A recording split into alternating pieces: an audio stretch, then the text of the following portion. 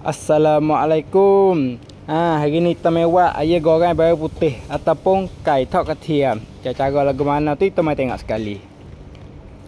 Ni ayam kita nak buat dah. Mula-mula kita buat sak cirai masuk dah. Sak cirai ni dalam sudu kita buat dah.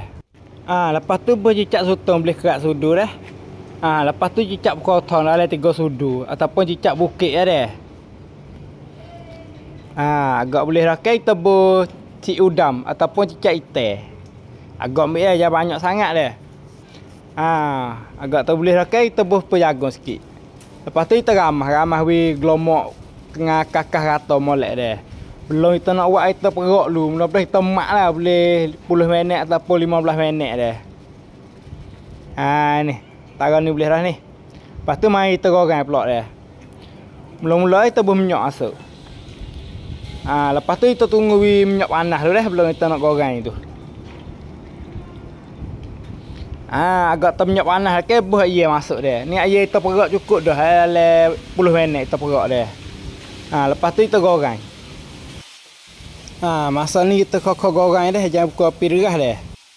Menu ni kita ikut demo kombing dah. Kalau pian nak menu gapo bolehlah komen mari dah. Ni air kita nak masak ni. Tengoklah. Beg ni lalu nak masak dah. Lepas tu kita buh bawang putih dah. Kita boleh bekas kita perok sat ni dah. Kita gawe gelomok kakah molek kita buh bawang putih masuk. Lepas buh bawang putih kita goreng bawang putih tu masak dulu dah. Biar tak naik bahu tu tak apa dah. Ni, taruh ni boleh dah ni. Lepas tu kita buh lada burung masuk dah ataupun cili api dah. Kalau pian tak wahai pedas tak payah buh dah. Lepas tu kita goreng siapa lada bawang putih tu garing dah. Ni garing taruh ni boleh dah ni.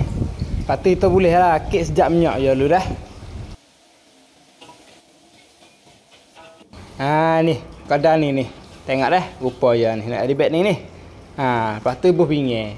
Lepas kalau pian kena menu beg ni jangan lupa lah tekan like tekan share bagi kat sai-sai. Lepas tu jangan lupa tekan tiktam tak dah. Cara tak payah li pian nak terawak boleh kita dah. Lepas kalau pian tak faham mana bolehlah komen tanya.